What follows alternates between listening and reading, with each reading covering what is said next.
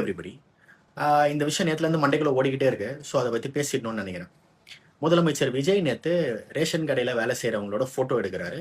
அந்த ஃபோட்டோ எடுத்து முடிச்ச உடனே அந்த ஃபோட்டோவில் அவர் பக்கத்தில் நின்ன பெண்மணி அவரு கூட கை குலுக்க முயற்சி பண்ணுறாங்க, ஹேண்ட் ஷேக் பண்ண. அவர் அதை ரொம்ப டெலிபரேட்டாக ரொம்ப காஷியஸாக அவாய்ட் பண்ணுறாரு. அது எப்படி முடியுதுன்னா அவங்க 2 பேரும் நடுவில் ஒரு செக்யூரிட்டி வந்து அந்த இன்ட்ராக்ஷனை கட் பண்ணுறாரு. அப்புறம் விஜய் அவர்களே அவர் கட்சி ஆட்கள் போல இருக்கு, ஒரு தடுப்புக்கு பின்னாடி நின்று இவர் கை கொடுக்க முயற்சி பண்றாங்க. இவர் அதை அவாய்ட் பண்ணிட்டு ஒரு 2 அடி தள்ளி நின்று அவங்களோட போட்டோ எடுத்துக்கிறார். இப்ப இதுக்கும் யாராவது ஒருத்தர் ஒரு 3-4 அடி சேர்ல உட்காந்துக்கிட்டு எதிர்க்க உட்கார்றவங்கள ஸ்டூல் போட்டு உட்கார வச்சு ஆப்பிளையும் துணியும் தூக்கி போடுறதுக்கு என்ன வித்தியாசம்? இது நான் ஓவர் எக்ஸாஜரேட் பண்றதை நினைச்சுக்கோங்க. ஆனா இதை சொல்லணும்னு நினைக்கிறேன். தீண்டாமை ஒரு பாவ செயல்.